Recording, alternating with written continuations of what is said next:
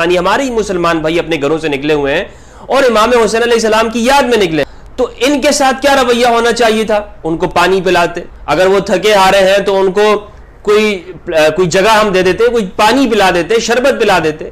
لیکن ہم نے ان کے ساتھ کیا کیا؟ ہم کیا کر رہے ہیں؟ ہمارا رویہ یہ کہ لاٹھے ڈنڈیاں لے کر نکل گئے اور اسلحے کے ساتھ ہم باہر نکلے کہ انہیں روکیں گے.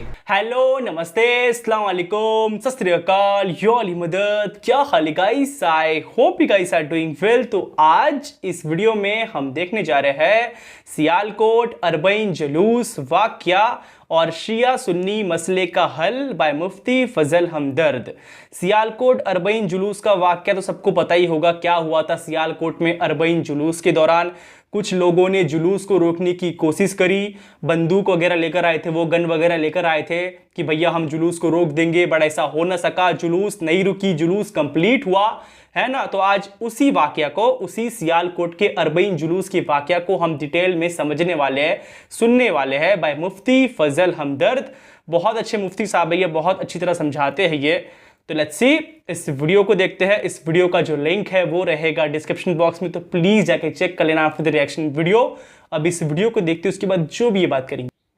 یہ زہر ہے میرے بھائیو ہمارے معاشرے کے اندر. وہ شیعہ ہے، وہ مسلمان نہیں ہے.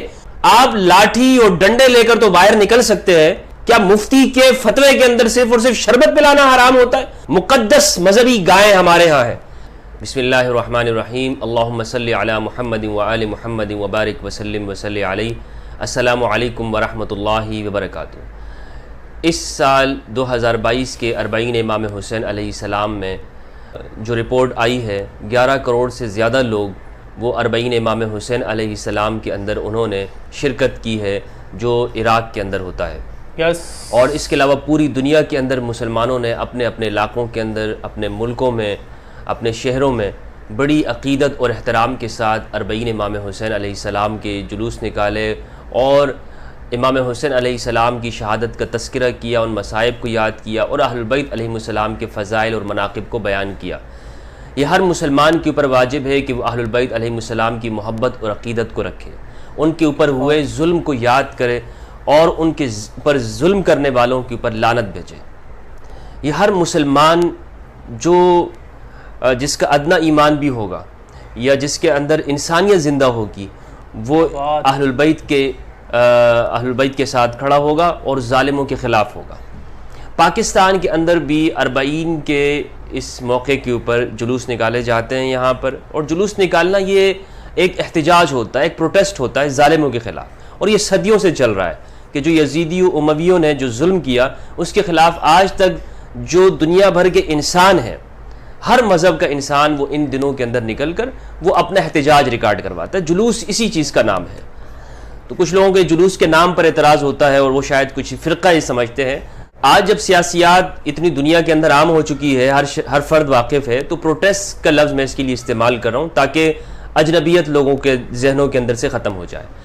پاکستان کے اندر الحمدللہ پورے ملک میں کوئی ایسا ناخوشگوار واقعہ پیش نہیں آیا، لیکن سیالکوٹ کے اندر افسوسناک صورتحال پیش آئی. اور ملک پاکستان جہاں پر مذہبی امانگی اشد ضرورت ہے، ہمارے ہاں سیاسی اور معاشی طور پر ہم جس درجہ زوال کا شکار ہو چکے ہیں، پاکستان اس وقت جو جس دیوالیہ کی ہونے کی دہانے کے اوپر کھڑا ہے، وہ تباہی کے دہانے پہ کھڑا ہے معاشی طور پر. تو اس ملک کے اندر مذہبی آہنگی انتہائی ضروری ہے، انتہائی ضروری ہے. دنیا بھر کے اندر ضروری ہے لیکن پاکستان میں نہایت ضروری ہے. اس کی وجہ میں بتا چکا ہوں، لیکن افسوس کے ساتھ کہنا پڑتا ہے کہ ہمارے ہاں شرپسند عناصر ایسے موجود ہیں. اور میں آپ سے یہ عرض کرتا چلوں کہ یہ صرف ایک واقعہ نہیں ہے کہ جس کے اوپر ہم بات کر لیں یا ویڈیو بنا لی جائے یا اس کو ایک سراسیمگی یا ایک یوں کہہ لیں کہ ہم ہیجان انگیز گفتگو کر لیں اور انتشار پھیلا دیں. نہیں، یہ واقعہ اس بات کا اشارہ دیتا ہے کہ اس ملک کے اندر ہمارے ہاں ڈنٹ کہاں پر ہے، ہمارے ہاں وہ جگہ کہاں پر ہے کہ جس سے ہماری سوسائٹی کو، ہمارے معاشرے کو کریک کیا جا سکتا ہے اور چور دروازے سے داخل ہو کر ملک کو انتشار کے دہانے پہ لا کھڑا کیا جا سکتا ہے. یعنی وہ کون سی جگہ ہیں جو ہماری کمزوریاں ہیں ہمارے معاشرے کے اندر، وہ یہ اس بات کی خبر دیتا ہے. یعنی آپ نے دیکھا کہ مسلمان اگر ایک طرف سے جا رہے ہیں، اگر شیعہ لوگ ہیں وہ احتجاج کر رہے ہیں, 40 کا جلوس نکال رہے ہیں, تو دوسرے طرف کے لوگوں کو ہونا یہ چاہیے تھا کہ اس گرمی کے اندر, تپتی ہوئی دھوپ کے اندر اگر کچھ لوگ نکلے ہیں, ہمارے ہی پاکستانی, ہمارے ہی مسلمان بھائی اپنے گھروں سے نکلے ہوئے ہیں اور امام حسین علیہ السلام کی یاد میں نکلے ہیں, کوئی باہر سے نہیں آئے ہوئے ہیں یہ لوگ, تو ان کے ساتھ کیا رویہ ہونا چاہیے تھا؟ ان کو پانی پلاتے, اپنے اپنے گھروں سے نکل کر ان کی خاطر تواضع کرتے, اگر وہ تھکے آ رہے ہیں تو ان کو کوئی جگہ ہم دے دیتے, کوئی پانی پلا دیتے, شربت پلا دیتے. لیکن ہم نے ان کے ساتھ کیا ہم کیا کر رہے ہیں؟ ہمارا رویہ یہ کہ لاٹھے ڈنڈیاں لے کر نکل گئے اور اسلحے کے ساتھ ہم باہر نکلے کہ انہیں روکیں گے. افسوس کی بات ہے, دنیا بھر کے اندر غیر مسلم لوگ اس دن کے اندر نکل کر وہ میزبانی کرتے ہیں, پانی پلاتے ہیں, اور جو تھک جاتے ہیں ان کو کھانا کھلاتے ہیں, ان کے لیے ریفریشمنٹ کا انتظام کرتے ہیں, ان کو جگہ دیتے ہیں. لیکن ہمارے ہاں ہم مسلمان کیا کر رہے ہیں آپس میں ایک دوسرے کے ساتھ؟ اگر 40 کے لیے نکل رہے ہیں, وہ شیعہ ہے, وہ مسلمان نہیں ہے. شیعوں رافضیوں کو روکو, ان کے جلوس ان کو نہ ہونے دو, ان کو بند گلی میں لے جاؤ, ان کو گھروں میں بند کر دو.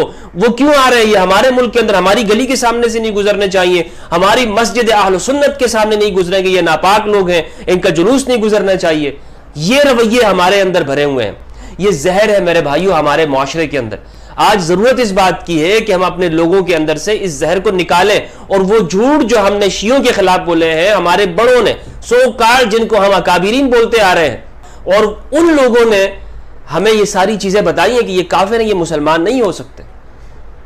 ہم نے ان باتوں سے نکلنا ہوگا, ان باتوں سے نکل کر جو ہمیں جو جھوٹ بولے گئے ہیں خود تحقیق کریں, خود جائیں اور وہ سارے اپنی آنکھوں سے دیکھیں نا.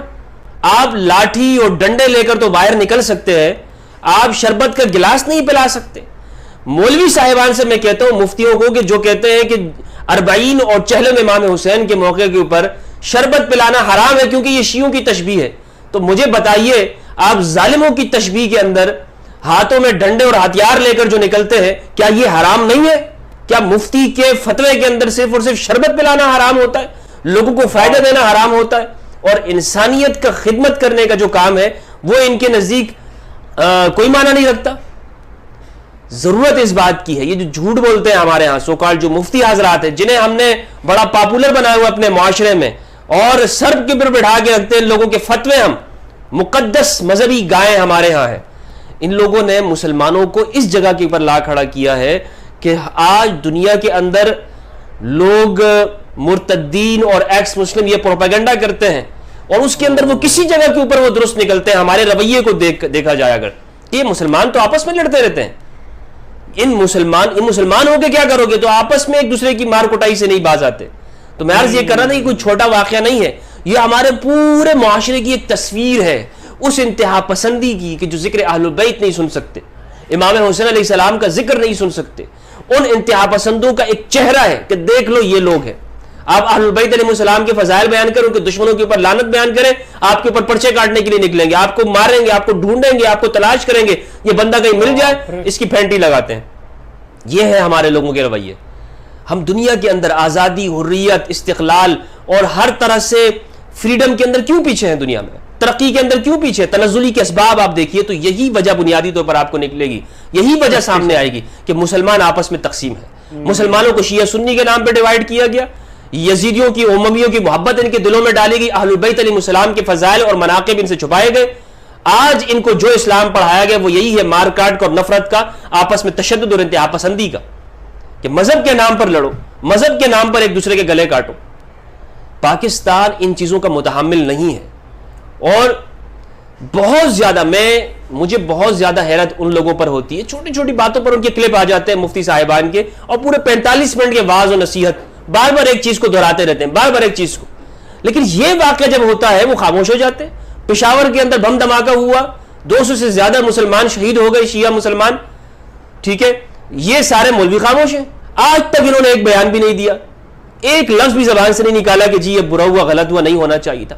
کیسے کریں گے کہ جب پہلے تو پورے سال تو یہ فتوے دیتے رہتے ہیں کہ جی شیعہ کافر, رافضی, مرتد, یہ فلاں فلاں فلاں, صحابہ, اور جب ان کے ساتھ یہ واقعہ ہو جاتا ہے تو کہتے ہیں کہ جی ہم واقعے کی ہم تھوڑی کہتے ہیں کہ یہ ہونا چاہیے, ہم یعنی اس کے اوپر پھر خاموشی اختیار کر لیتے ہیں. جب آپ پورے سال ہی لوگوں کو پمپ کرتے رہیں گے اور گولیاں دیتے رہیں گے لوگوں کو تو پھر یہی ہوگا سارا سب کچھ. ضرورت اس بات کی ہے کہ ہم پاکستان کے اندر ہم آہنگی کے کام کو علماء کو آگے آنا چاہیے. وہ علماء جو تمام مسالک کے اندر ہیں اور جو نفرت اور اتحاد پسندی کا خاتمہ یہاں پہ چاہتے ہیں اور ملک پاکستان کو آگے جاتا ہوا دیکھنا چاہتے ہیں, اپنی جیب نہیں بھرنا چاہتے بلکہ ملک پاکستان کو اور مسلمانوں کی وحدت دیکھنا چاہتے ہیں, وہ آگے آئیں, ایسے میں اپنا کردار ادا کریں, اوپن ہو کر ان لوگوں کے خلاف. اور حکومت, ہمارے ہاں حکومت کہاں ہوتی ہے؟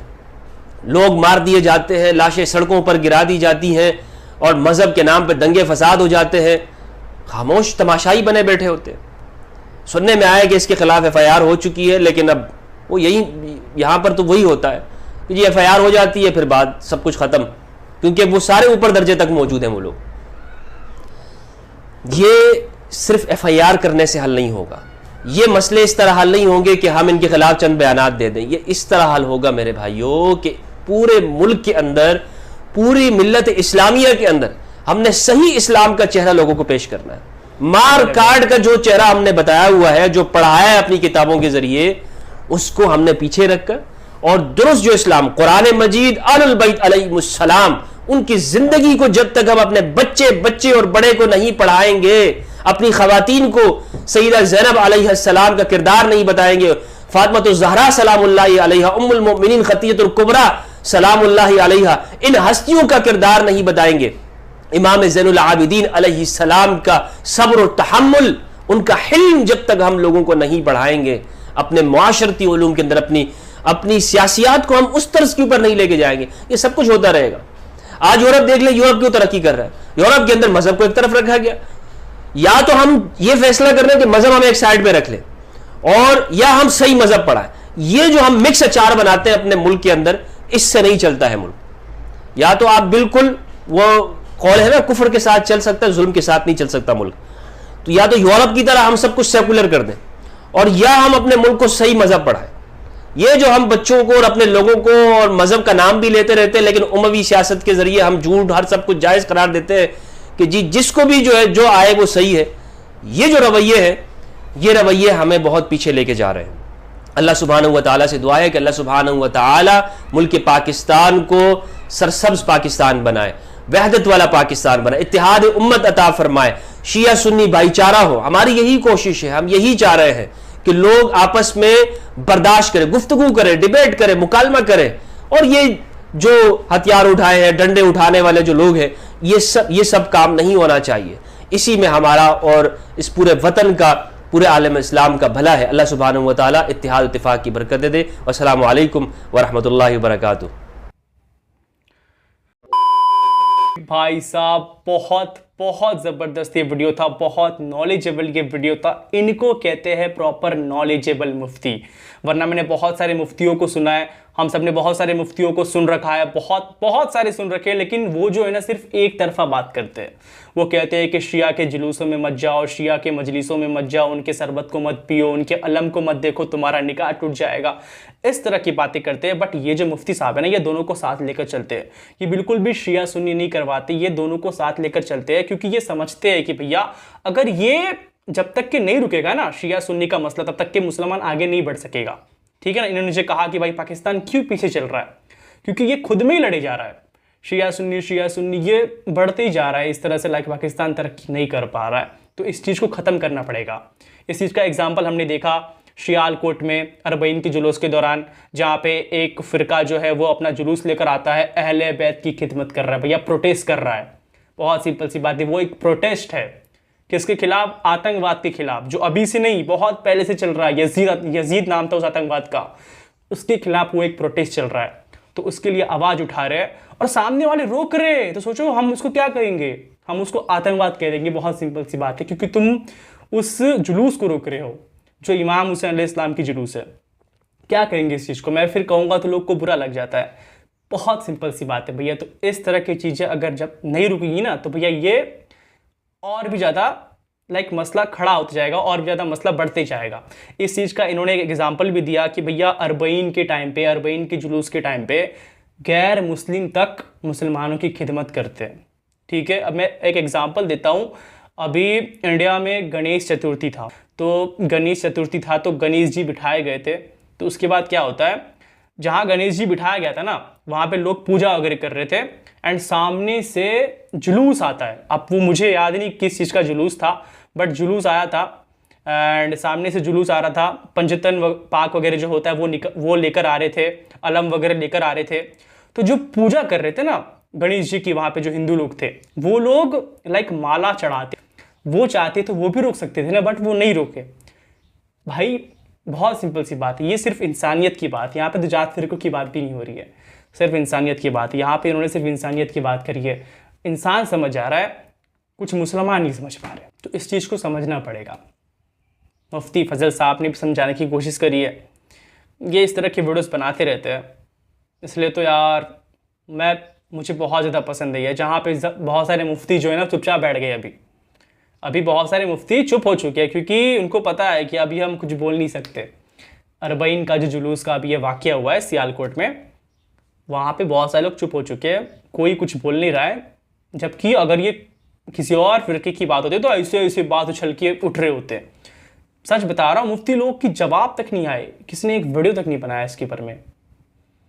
बट भाई बड़ा मसला है, छोटा मसला नहीं है, बहुत बड़ा मसला है। जिसने भी कवर किया ना, बहुत बड़ी बात है। इस मसले को जिसने भी कवर करा, बहुत बड़ी बात है। इन्होंने भी कवर करा, क्योंकि ये सब कुछ साथ में देखना चाहते हैं यार। ये बहुत सिंपल बात कर रहे हैं कि हम सब कुछ साथ में देखना चाहते हैं।